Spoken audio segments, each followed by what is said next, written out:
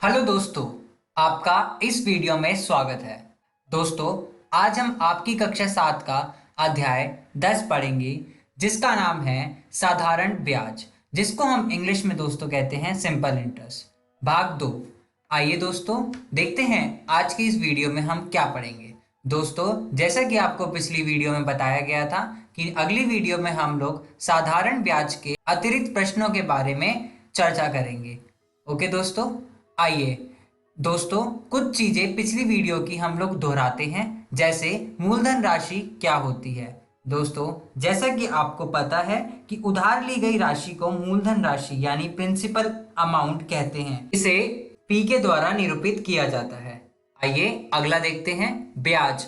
ब्याज दोस्तों, उधार ली गई राशि पर दी गई अतिरिक्त राशि ब्याज यानी इंटरेस्ट कहलाती है और इसे हम लोग आई द्वारा निरूपित करते हैं। और दोस्तों, हमने क्या पढ़ा था? मिश्र धन राशि।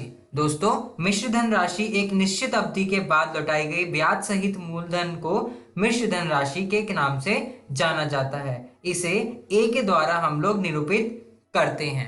और साथ ही साथ हमने पढ़ा था साधारण ब्याज क्या होता है। यदि मूलधन तथा ब्याज की दर प्रत्येक वर्ष के लिए समान हो तो इस प्रकार के ब्याज को साधारण ब्याज यानी सिंपल इंटरेस्ट के नाम से जानते हैं और इसे एसआई द्वारा निरूपित किया जाता है। ओके दोस्तों, और दोस्तों, हमने पिछली वीडियो में कुछ सूत्रों के बारे में भी चर्चा की थी। पहला सूत्र था हमारा, मिश्र धन राशि बराबर होती है मूलधन राशि प्लस ब्याज के, और इसमें हम लोग मिश्र धन को ए से निरूपित करते हैं, मूलधन राशि को पी से निरूपित करते हैं और ब्याज को आई से, जैसा कि अभी हमने बताया। और साथ ही साथ हमने सूत्र पढ़े थे, ब्याज बराबर होता है मिश्र धन माइनस मूलधन राशि के, और मूलधन राशि बराबर होती है मिश्र धन माइनस ब्याज राशि के। ओके दोस्तों, हमने तीनों सूत्रों के बारे में चर्चा कर ली। आइए इसके आधार पे कुछ प्रश्नों के बारे में चर्चा करते हैं। दोस्तों, यहाँ पर ये कह रहा है कि 100 रुपए का ब्याज एक वर्ष में 4 रुपए है,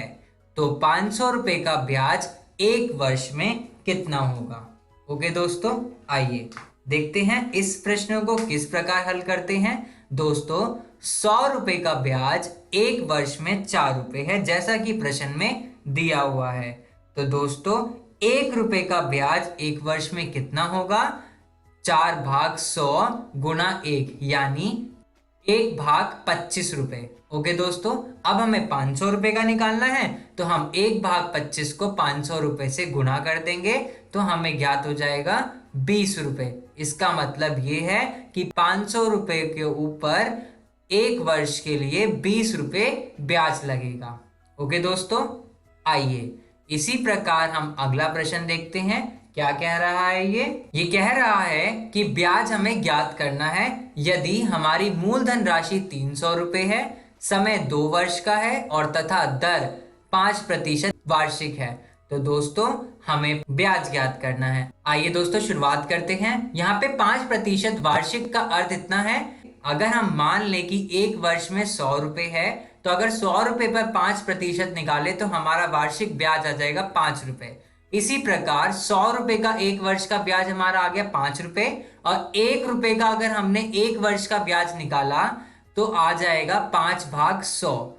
इसी प्रकार हमें 300 रुपए का ज्ञात करना है, वो भी 2 साल के लिए, तो हमें जो 1 रुपए के अनुसार निकाला था यानी 5/100, उसको गुणा कर देंगे हम 300 से और फिर गुणा कर देंगे 2 से। 2 से दोस्तों क्यों गुणा की? क्योंकि हमें 2 वर्ष का निकालना था, और 2 वर्ष का निकालने के लिए हमने इसलिए 2 से गुणा करी और हमारा मान ज्ञात हुआ 30 रुपए। अर्थात इसका मतलब ये है कि 300 रुपए का 2 वर्ष का ब्याज हो जाएगा हमारा 30 रुपए।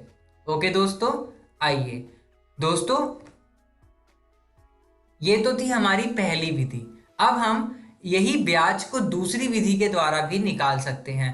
तो दूसरी विधि यानी दूसरा सूत्र ये है हमारा साधारण ब्याज निकालने का। अगर हम P को गुणा कर दे R से, फिर गुणा कर दे T से और भाग कर दे 100 से। दोस्तों, यहाँ पर P हमारा है मूलधन राशि और R हमारा है दर और T हमारा है समय। अगर हम मूलधन राशि, दर और समय को आपस में गुणा कर दे और 100 से भाग कर दे तो हमें क्या ज्ञात होगा? साधारण ब्याज। आइए अब इसी सूत्र के अनुसार हम लोग प्रश्नों को हल करना सीखते हैं। ओके दोस्तों, आइए शुरुआत करते हैं। दोस्तों, ये कह रहा है कि 400 रुपए का 12% की दर से 2.5 वर्ष का साधारण ब्याज हमें ज्ञात करना है। ओके दोस्तों, हमें सबसे पहले ये ध्यान रखना है कि प्रश्न में हमें क्या क्या दिया हुआ है और साधारण ब्याज निकालते समय हमें क्या क्या चीज चाहिए।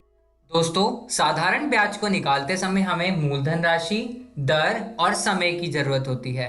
तो यहाँ पे हमें तीनों दिया हुआ है। तो हमारी मूलधन राशि है 400 रुपये और दर है हमारा 12% और समय है 2.5 वर्ष का। ओके दोस्तों, जब हमने साधारण ब्याज का सूत्र लिखा जो होता है P गुना R गुना T भाग 100, इसके अंदर हमने सारी संख्याओं को रखा 400 गुना 12 गुना 2.5 भाग 100। साधारण ब्याज हमारा इसको हल करने के बाद आया 120 रुपए। ओके दोस्तों, आइए अगला प्रश्न देखते हैं क्या कह रहा है। ये कह रहा है 400 रुपए का 4% की दर से 2 वर्ष का मिश्र धन हमें ज्ञात करना है। मूलधन राशि 400 रुपए, दर दिया हुआ है 4% और समय दिया हुआ है 2 वर्ष। हमने साधारण ब्याज का सूत्र लगाया P गुना R गुना T भाग 100। साधारण ब्याज हुआ हमारा 400 गुना 2 गुना 2 भाग 100। अब जब हमने इसको आगे हल किया तो हमें ज्ञात हुआ 32 रुपए। ओके दोस्तों, हमारा साधारण ब्याज आया 32 रुपए। अब हमें मिश्र धनराशि निकालनी है। जैसा कि हमने पहले पढ़ा था कि मिश्र धनराशि का सूत्र होता है मिश्र धन राशि बराबर मूलधन राशि प्लस ब्याज। अब हमारे पास मूलधन राशि 400 रुपए है और ब्याज हमने निकाला 32 रुपए। जब हमने इन दोनों को जमा किया तो हमें मिश्र धनराशि ज्ञात हो गई। कितनी हुई? 432 रुपए। ओके दोस्तों, आइए अगला प्रश्न देखते हैं ये क्या कह रहा है। ये कह रहा है कि मोबाइल 2,500 रुपए के कर्ज पर 2 वर्ष बाद 250 रुपए ब्याज देता है। ब्याज की दर प्रतिशत हमें ज्ञात करनी है। मूलधन राशि हमारे पास है यहाँ पे 2,500 रुपए, साधारण ब्याज है हमारे पास 250 रुपए और समय भी दिया हुआ है। दोस्तों, अब हमें इस प्रश्न में दर निकालनी है और अगर हम दर निकालना सीखें तो दर का सूत्र हुआ हमारा साधारण ब्याज, जिसको हम सिंपल इंटरेस्ट के नाम से जानते हैं, SI गुना 100 भाग P गुना T। ओके दोस्तों, जब हमने इसके अंदर इसका मान रखा, साधारण ब्याज दिया हुआ था हमें 250 रुपए और गुना की हमने 100 से, भाग हमें P दिया हुआ था जो कि है मूलधन राशि 2,500 रुपए और हमें 2 वर्ष का निकालना। जब हमने इनके संख्याओं को रखा तो हमारी दर हमें ज्ञात हुई 5%। ओके दोस्तों, आज की हमने इस वीडियो में दोस्तों सीखा साधारण ब्याज के अतिरिक्त प्रश्नों के बारे में। अभी ये प्रश्न खत्म नहीं हुए हैं, अभी हमें बहुत चीजें सीखनी है। तो अगली वीडियो में भी हम लोग क्या करेंगे, इस साधारण ब्याज के कुछ अतिरिक्त प्रश्नों के बारे में और चर्चा करेंगे। ओके दोस्तों, धन्यवाद दोस्तों।